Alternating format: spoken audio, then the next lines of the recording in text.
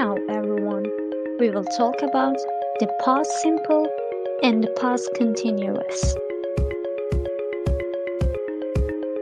Take a look at these sentences. Somebody called Detective Hüsnü. Somebody was calling Detective Hüsnü. The first sentence contains a past simple. The second sentence is in the past continuous. In this lesson, I'm going to show you how to form a past simple and how to form a past continuous, and when to use a past simple and when to use a past continuous, and more important, the difference between the two. First, we are going to take a look at how to form both tenses. As you might know, in the English language we have regular and irregular verbs. And this is important to remember when forming a past simple. To make a past simple for the regular verbs, we use the base form of the verb and add ed. For example, somebody killed a rich man yesterday. The irregular verbs have their own unique past tense, so you need to study those carefully. Detective told about the evidences last night. The infinitive form of the verb told is to think. For past continuous, we do not need to worry about regular and irregular verbs, because all verbs that take a past continuous, whether they are regular or irregular verbs, are formed by using was verb, the past tenses of the verb be, the base form of the verb and ing. For example, that pain was killing him in those times. Or, detective was thinking about the evidences last night.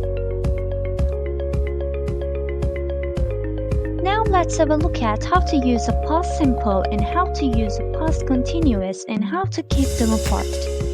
We use a past simple for activities that were finished in the past. We usually use a time frame.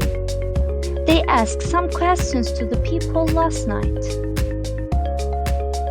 Here, last night is what we consider as a time frame. Another example, I went to the supermarket yesterday. Here, yesterday is a time frame. Is used for activities started and finished in the past, but we want to emphasize duration. So, we want to show the other person or the other listener or the reader that the action lasted for quite some time. For example, I was reading my magazine all day. So, we want to emphasize that it lasted the entire day.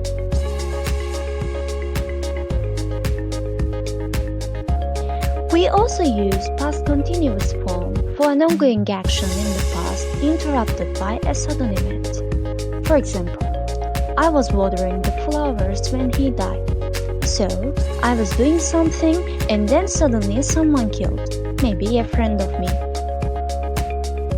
That happened when I watered the flowers. Please note that for the interruption, we use a past simple. So, we often find a past continuous and a past simple in the same sentence. The past continuous shows us that it was a continuing activity, and the past simple shows us the interruption of that activity. Now, let's take a look at the positive form of the past simple and past continuous. Repeat the examples by yourselves. And these are the negative forms of the past simple and past continuous. Repeat them as well. And in the question forms, the past form of the sentence comes to the first. Please repeat these sentences as well. And these are the time expressions for the past simple and past continuous that we can use. Please remember them as well. Thanks for listening.